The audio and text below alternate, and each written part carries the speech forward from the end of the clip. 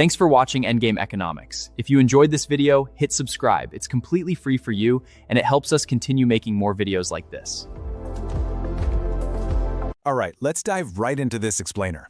Imagine I pitch you like the absolute perfect business idea.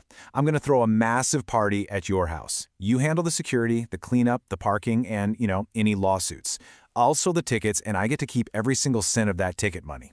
Oh, and the best part, when the whole thing is over, I pay absolutely zero tax. Now that might sound like a total con, but that is precisely the perfectly legal $11 billion heist known as the 2026 FIFA World Cup. I mean, we're talking about what's set to be the most profitable sporting event in human history. 48 teams, 104 matches, all spread out across 16 cities in 3 different countries. But this brings us to a massive central mystery we need to solve today. How exactly does an event that literally prints billions of dollars leave a massive host city like New York, projecting roughly a $40 million deficit? To answer that, here's our roadmap for today. We're going to hit 6 stages. The 2 economies of the cup, the billion-dollar nonprofit, the hidden broadcast goldmine, sponsors and surge pricing, cities holding the bill, and finally, the final scoreboard. Let's follow the money. Okay, part 1. 2 economies of the cup. So, before we name a single winner, we really have to understand the absolute magic trick at the heart of this tournament. The World Cup isn't actually one giant profit machine. It's 2 completely separate financial ecosystems operating in the exact same place at the exact same time. Think of the tournament like a giant casino. Down on the pitch, you've got the glamour economy. This is FIFA, the broadcasters, the sponsors, those VIP hospitality suites. But up in the stands and out in the parking lot, that's the host economy. The city's police overtime, the stadium retrofits, the local hotel clerks. And here is the punchline. The money does not flow between them. FIFA is the casino, collecting all the chips, while the host city is essentially sweeping the floor afterward, holding the security bill. Now, you might be wondering, why do cities even agree to this? Well, they don't host to make money on tickets. They know they don't get that. They host for the tourists. They're relying on the multiplier effect. That's the idea that visitors flood in, spend new money, and it ripples through and grows the local economy. FIFA and the World Trade Organization lean on this heavily, projecting a massive $40.9 billion to global GDP and over 800,000 jobs based almost entirely on this effect. Sounds fantastic, right? Well, here is the reality check. You've got to understand substitution and leakage. A city isn't just an empty warehouse waiting for the World Cup. If a local family drops $400 at a FIFA fan fest, they didn't go to the local steakhouse or the movies that night. You haven't grown the economic pie, you've just rearranged the slices. And then there's leakage. Every single dollar spent on sponsor-brewed beer or at a giant chain hotel leaks straight out of the host city and goes back to corporate headquarters or all the way to Zurich. Which brings us to part 2, the billion-dollar nonprofit. Let's move up the chain of command and meet the organization actually collecting the vast majority of this wealth, operating under what is, frankly, a beautiful legal contradiction. By the end of 2024, FIFA was sitting on roughly $4.76 billion in cash reserves and financial instruments. Guys, that is a sovereign wealth fund's level of money. Yet FIFA is legally registered in Switzerland as a tax-exempt, nonprofit association. No shareholders, just a massive surplus that's supposed to be plowed back into the mission. And honestly, this is the brilliant Trojan horse of the whole operation. FIFA has actually enjoyed tax-exempt status in the US since the 1994 World Cup. For the current cycle, they are targeting $13 billion in revenue, with the 2026 tournament alone generating an estimated $8.9 billion. So the entity that is literally printing billions of dollars on American soil is structured for tax purposes much like your local neighborhood food bank. It's wild. Okay, moving on to part 3, the hidden broadcast goldmine.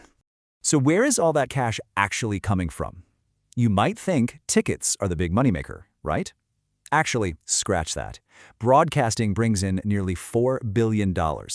Television rights are FIFA's primary source of revenue. Broadcasters pay these enormous lump sums years in advance, completely risk-free for FIFA. The cameras actually bring in more guaranteed upfront money than the tickets and the hospitality suites combined. The most valuable thing happening at the World Cup isn't inside the stadium, it's on your couch. And this right here is exactly why the tournament expanded from 64 to 104 matches. I mean, it wasn't for the sporting romance of seeing more teams. It was pure math to expand the inventory. More matches just means more ad windows, more time zones, and more invoices to broadcasters. FIFA is forecasting 6 billion digital engagements, and by partnering with platforms like YouTube, they're literally moving the cash cow from the living room TV straight to the phone in your hand. Next up, Part 4, Sponsors and Surge Pricing. Let's look at the brands renting out the world's eyeballs and the everyday fans who are quite literally getting priced out of the building to make it happen. For 2026, FIFA turned on dynamic pricing for the very first time. The checkout button basically became a live auction. An opening final ticket listed at $6,700 climbed to nearly $11,000, and with top category seats, prices touched nearly $33,000 after fees. It's a system that quite literally turns fans' loyalty into a bidding war and locks out true supporters. And remember, sponsors like Visa gatekeep the pre-sales, meaning these commercial partners are standing right in the flow of every single transaction. And it isn't just the tickets either. Let's look at the host economy again. Hotel prices in some host cities surged by a staggering 1,000%. A room that was normally $80 suddenly became $800. This is pure supply and demand for sure. But remember our lesson on leakage. If that hotel is a massive international corporate chain, those huge surge profits don't stay in the local community. They leak right back out of the host economy. Let's get into Part 5, Cities Holding the Bill.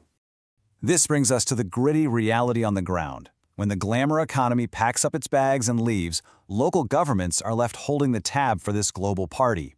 The financial squeeze on these cities is absolutely brutal, and it really plays out in 3 steps. First, cities have to pay hundreds of millions for security and stadium retrofits. Second, FIFA demands sales tax breaks on tickets, so the city completely waives its right to tax the event happening inside its own borders. But step 3 is the most devastating. If a local fan buys a $500 ticket, that isn't a boost to the local economy. That money is vacuumed straight out of the city and sent to Switzerland.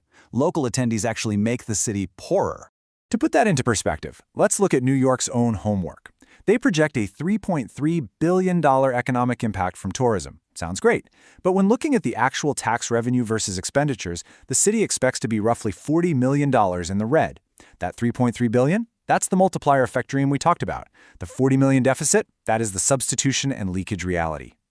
Finally, Part 6, the final scoreboard. Okay, we followed every single dollar.